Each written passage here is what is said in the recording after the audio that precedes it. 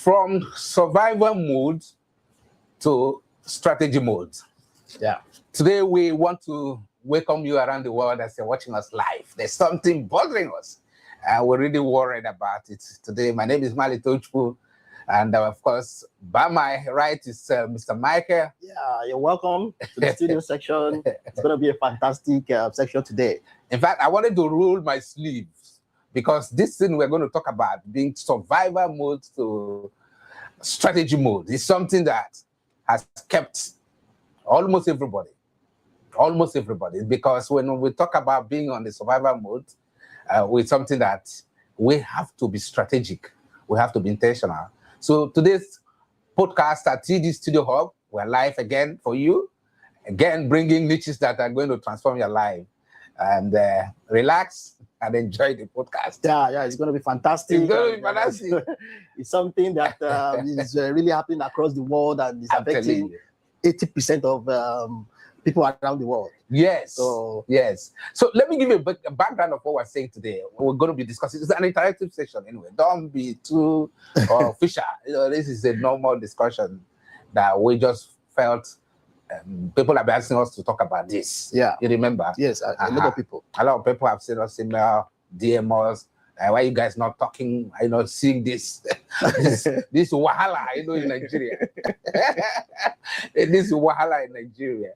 So today we decided to discuss about this thing, from survival mode to strategy mode.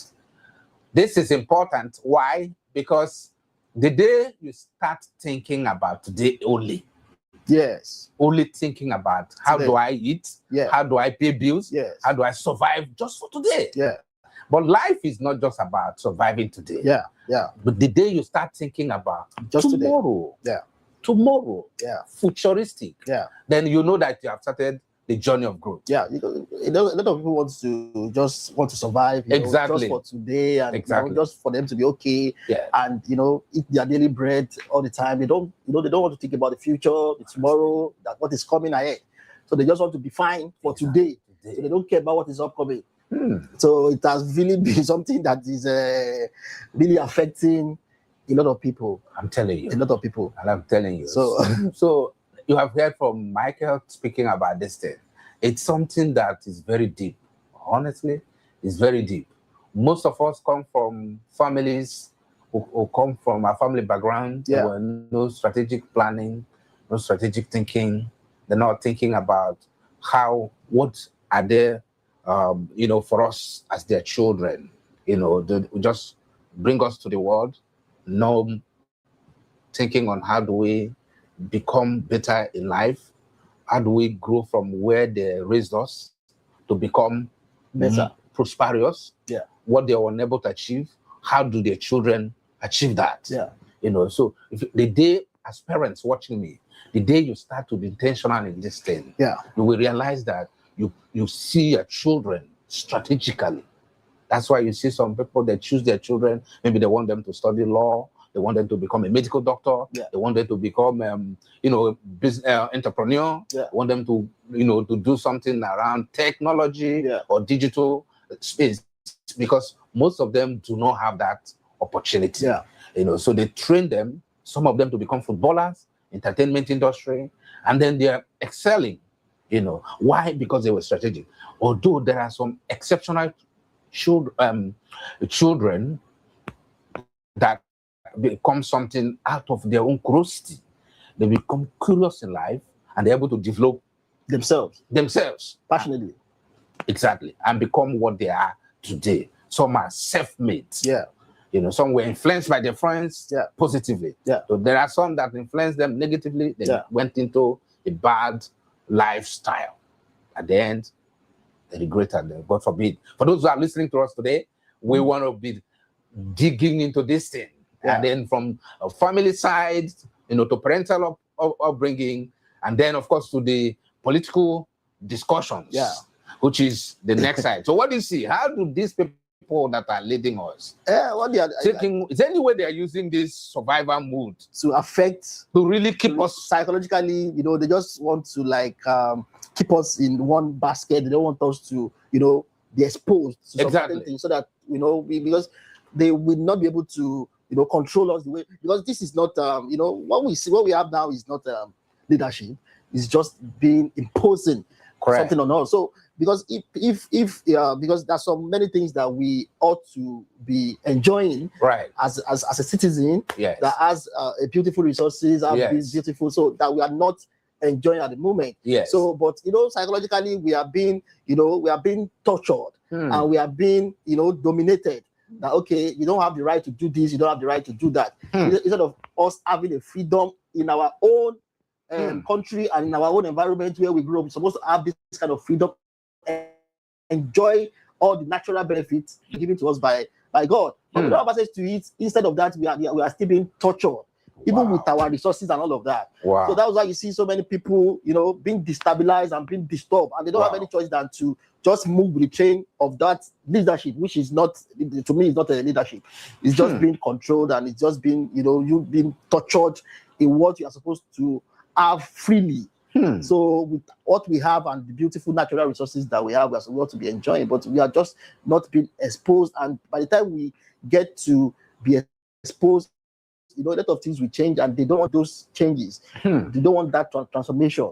They just want us to be kept in one particular place, so that we can be, be controlled as they want. So, and some deep secret will not be able to be revealed.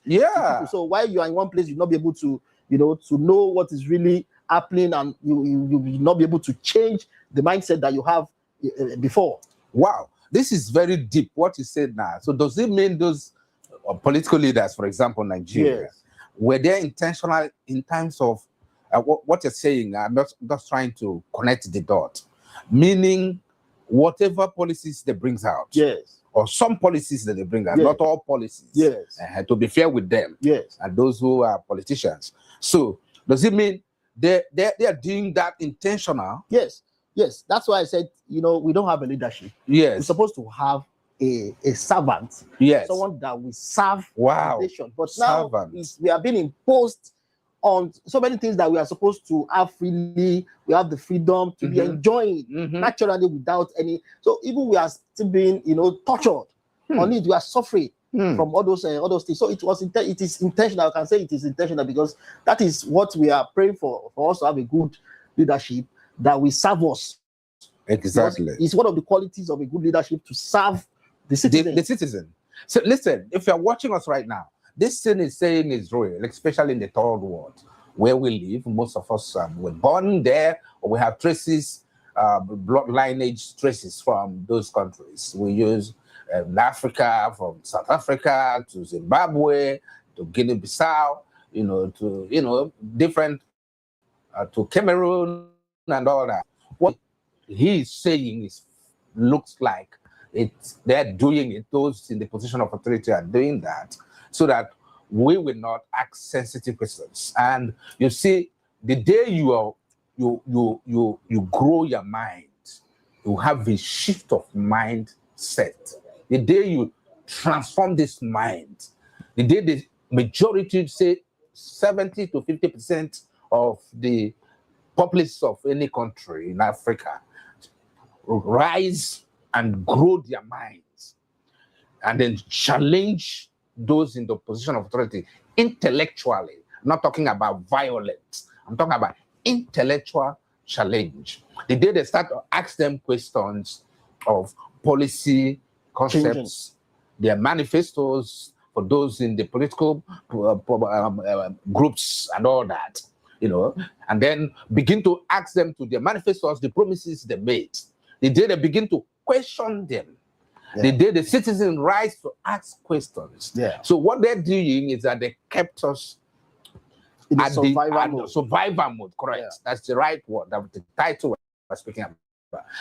So how do you do that? When there's scarcity, when you cannot have constant power supply. Exactly. Now, to even have access to news, to have access to the information of what they're doing, you are at the dark stage of life, because you are not even aware what are the policies they're bringing, what is the impact of that policy. There's no debate, there's no analysis of people brainstorming, groups, youth, women, main pressure groups coming together, NGOs, to demand for accountability, to demand for explanation.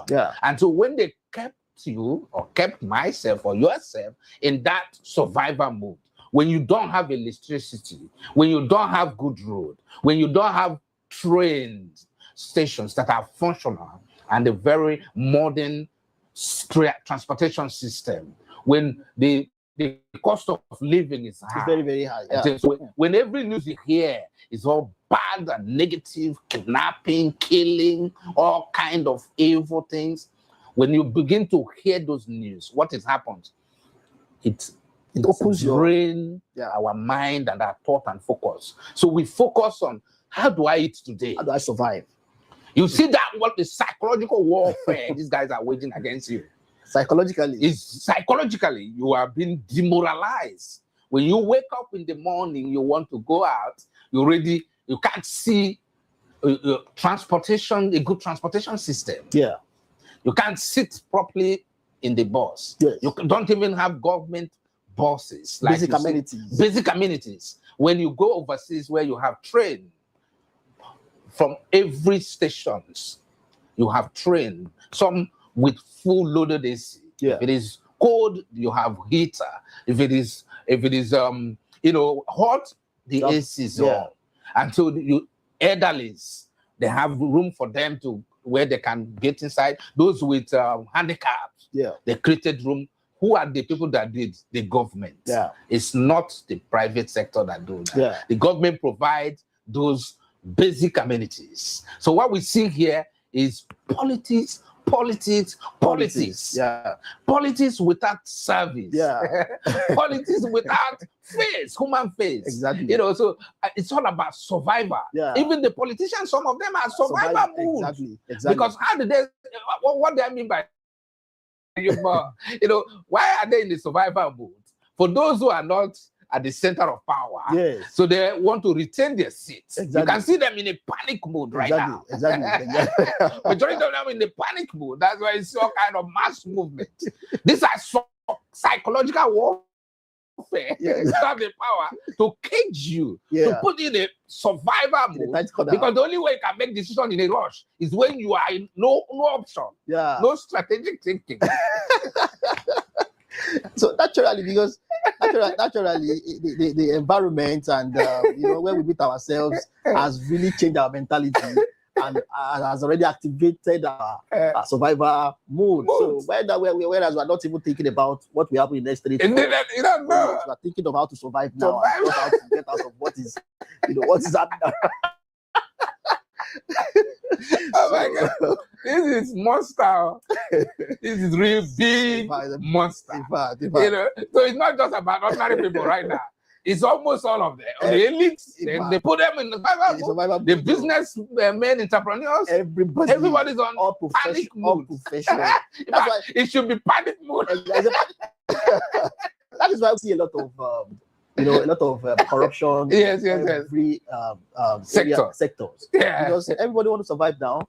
Whereby you want to have just to live at the moment and just to survive at the moment. So there's no focus on there's nothing to be strategic. Strategy, no just want to survive at the moment, no plans, nothing. So naturally we are all 80%, 90% of are on the survivor mode. Oh my goodness, this is a gory situation. So listen, what we're talking about here is very, very pathetic. But again, that's what we found. So you find everybody striving to survive, pay bills. You're lucky you build house. You're lucky you buy. Maybe you are mobile. You'll be able to afford the cost of buying vehicles. Now it's even some people cannot even afford it because it's too expensive because of inflation. Highly expensive. So the thing we're talking about here, listen, if you're among those who are making these policies or intentionally put your countrymen or women into panic mode. Because of your selfish interests, exactly. the ego exactly. of whatever you want to achieve. Listen, stop that nonsense. Because some people know what you're doing. They will know. People know what you're doing, man. Come on. How long are you going to fool everybody? Exactly. You cannot fool us forever. Fool everybody forever. At the end of the day, what you're trying to preserve is going to boomerang one day. One day it's going to boomerang because there will be a day of reckoning, which means you'll be out there. Someone will begin to ask those sensitive questions. People will begin to ask for accountability. Why you were there? What exactly? So if you opportune to find yourself in a good position, do something, man. Do something. Do something, because at the end of the day, we don't want any country to be in crisis. Exactly.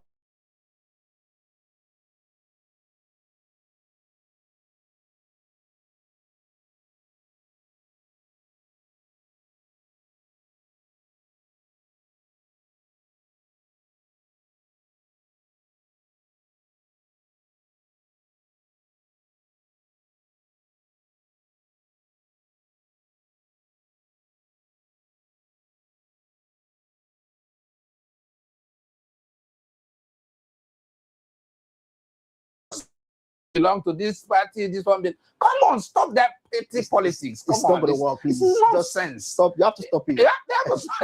You're listening to us. If you hear what my guest said, my colleague said, you have to stop that nonsense, man. It's irritating now. It's irritating. Very, very disgusting. I mean, it's very petty. Most of you guys are PhDs. Some of them are doctorate degree holders. Highly educated. Why are you being petty? Why are you being petty? Come on. Stop that selfish interest.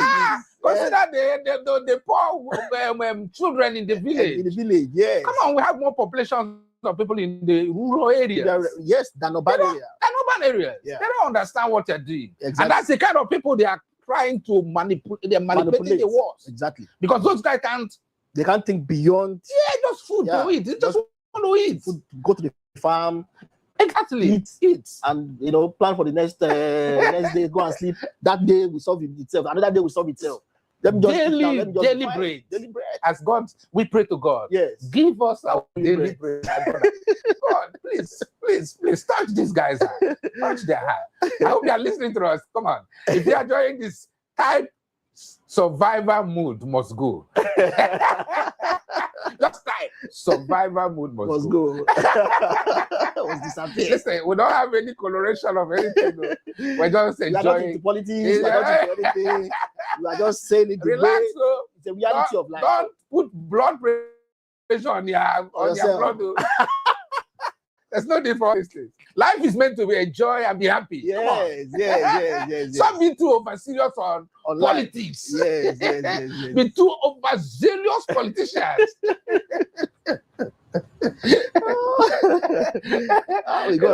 Imagine if they channel that Michael to governance. Exactly. Imagine if they channel that sleepless night. Yes. This one must come here. Exactly. I need this man to come here so that I can get this area. Imagine if they map out in economic policy, strategic thinking. Everybody. Imagine if they bring the youths, put them in one box and think strategically. Exactly. Imagine that in the next 5 years. The country in fact, the development we rise up to about 80%. Oh my God. Because this thing is what we are saying here is just for the betterment of the country. Honestly, everybody should be entitled to freedom. Yourself. Everybody. So what is affecting this thing is affecting everybody. So if this thing is if we are able to be intentional about what we are doing, and and we are liberal, and have the kind of the fear of God, and you are seeing the love you have is being transmitted to another person. You don't want to see your neighbor exactly in the survival mode. So there's no need. There's no need for that. There's no need, because you cannot stay there forever. No. It doesn't last long. Whatever it's just you for have, the meantime. and even if you have, let's assume you accumulate whatever different ways you accumulate the money you are looking for, and then you see the majority of the people around you are poor. You're not free. You're not free, and that's why you see they're kidnapping people here. Exactly, you're not free. To collect ransom. Exactly. Imagine if the wealth is being redistributed. Do you think somebody will go and kidnap somebody for what? Exactly. Nobody will do that. Nobody will do that. All those things are not happening in the first world country. Why would you kidnap somebody? What happens there is to bring your intellectual reasoning. Then so you say government is ready to help, to assist you, to be whatever you want to be, exactly. So long as it's going to benefit the community. When there's no opportunity, think in the survival mode. That's the thing now. You don't want to be strategic. That's the thing. So you just want to survive and just be fine. But all those things as really affects. No, it's true. That's really affecting a lot of people mentally and psychologically. In some countries, for example, UK, Canada, USA. That's what they call NGO. The churches we have in some Africans, we call it churches. NGO, yes. They are NGO overseas. Yeah.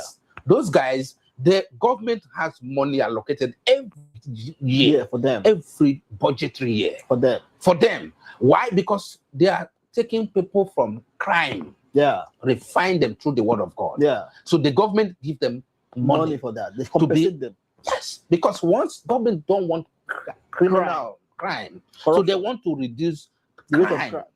In their country, in their vicinity, in their communities, their provinces. Yeah. So what do? They know that those NGOs has a lot of influence on the members or the group they belong. Yeah. So they have churches massively. So what do? They apply for funds. That fund will be given to them. They channel that fund in human development, capital development, teaching them on how to become better, refining those who are into drugs, those are taking some hard substance, they'll be refining them.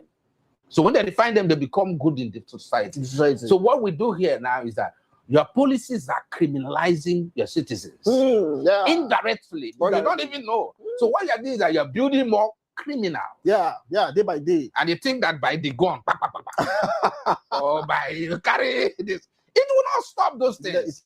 Never stop. Go to the roots. The root is governance, redistribution of the Commonwealth. Yeah. Looking at strategically allocate men to different regions. Yeah.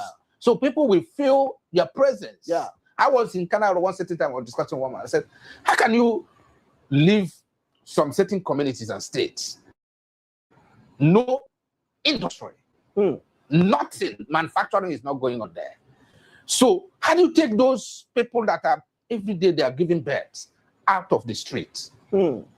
Imagine if you strategically put industries in those states based on their economic, equilibrium, where they are good, comparatives. Yeah. You put them there. If they are good in manufacturing, or soil or farming, strategically put them what they want. Yeah. And they grow. Yeah.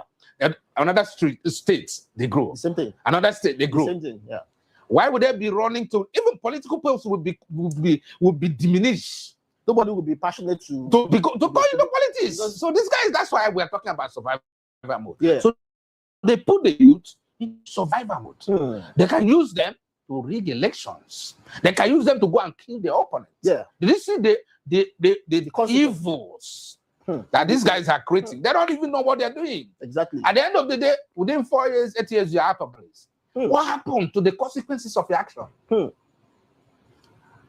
Ladies and gentlemen, do people ask questions? It's horrible. Horrible. Terrible. It's better. What we're talking about here should be a national discourse. It's a national discussion. It should be a national discussion. It's something that should shift away their mind from holding on to positions. Yeah. Think, how can you change what you made? How can people live happy, irrespective of their religion? How can people enjoy what we have? Common things that we have. So, guys, Michael, your input on this, because we are going to be right now. Yes. And we hope to continue this discussion. Probably invite someone to come and share maybe some of them to come and share their input and their perspective of what we're discussing. Because this survival mode, this panic mode that we always have. Right now, everybody's on panic mode. 2027, 2020 this, 2020 that. Yeah. What are you planning now that will take you to 2027? What are you doing that will take you to 2027? No roadmap. We don't even know where we're going. They said a man who does not know where the rain starts to beat him on will not know when the rain stop. Yeah. If you don't know where the rain starts to beat, how do you know where it stops? Right. So, Michael, your perception on that as we wrap up. Yeah, because what I'll just have to say is that our leaders that that are leading us, right, is just lead us right. That's the best thing. Right. Because we deserve to be happy. Yes. And we deserve to enjoy what we have. It is God that put it, that has provided all these resources that we should be enjoying. US has their own. That's right. UK has their own. Nigeria has their own. And there's a reason why we are being, born here. So we cannot want to live here. It's a place, it's our country. And one thing is that most of those people that are traveling out of the country are not happy. They don't want to leave their country, but because of what is the situation, the economic situation on the ground, the survival mode. Correct. They want to leave the survival mode. They want to go to upgrade to strategic mode. That's why people are traveling. Please just help us. Lead us right, please. I beg with the beg. Please, just help us, please. You see, what he's saying is very profound. A lot of people have left offshore of Nigeria, not because they are happy. Or probably in Ghana, South Africa, and some other countries that are having this docile leaders. So guys, if you're listening to this, and even if in your personal homes, those who run businesses, and they're still having small mind, because to me, I call them small mind. Because if I have a big mind, you should think beyond all these petty things. We're all here. We come from different backgrounds. You're from Yoruba. And so, we don't even remember language. Exactly. We don't even remember background. Exactly. What we think about all the time is what is the best thing we can what is your input on this? Exactly. What idea do you have? Exactly. And that's what is move you in the marketplace. Most of you guys if you do this here in Nigeria and get away with it, go to any countries that you're running to. Exactly. And bring that mindset there. And they will jail you straight away. Exactly. Because they don't want you to come and create confusion. Exactly. Because that's what they call. You are talking without even your behavior. You are talking without being associated with us. They call it tribalism. That you are very racist. Racist. It's just by men talking. Like you hear some people listen to them on the radio, on TV, and they're like, "What the hell is this?" These guys are racist in their approach to everything. So when you go over there, they don't care about whether you're black or white. And even if they identify anybody who is being racist, it's dealt with by the system. There's the laws that guide against those things. So if you speak anything negative against somebody because of their race, because of their color, because of their tribe, there are laws that will deal with you. But here people talk maliciously against other tribe, against other religion, and even attack them.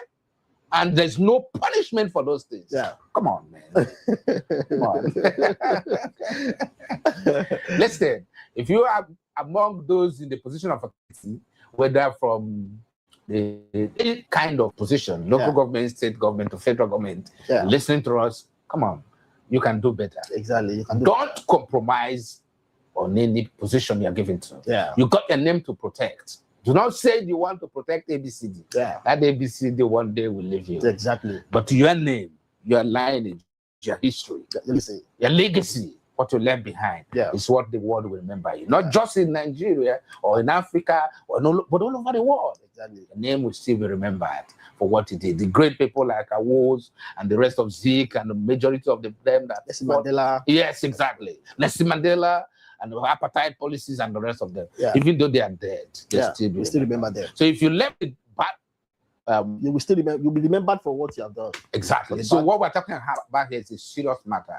We're going to be continuing. This is episode 1. So when we have episode 2, we invite a guest who is going to be looking into this. And hopefully you will follow us, like, share, and don't forget to share. Don't forget to comment. And if what we said resonates with you, please put your comment, question, and then we will respond to you. Definitely. Do have a great day. My name is Wale, and of course, Michael. We love you. And then the crew, we thank you guys for being at behind the microphone. Thank you. We'll see you in the next episode. Thank you. Oh my goodness, man.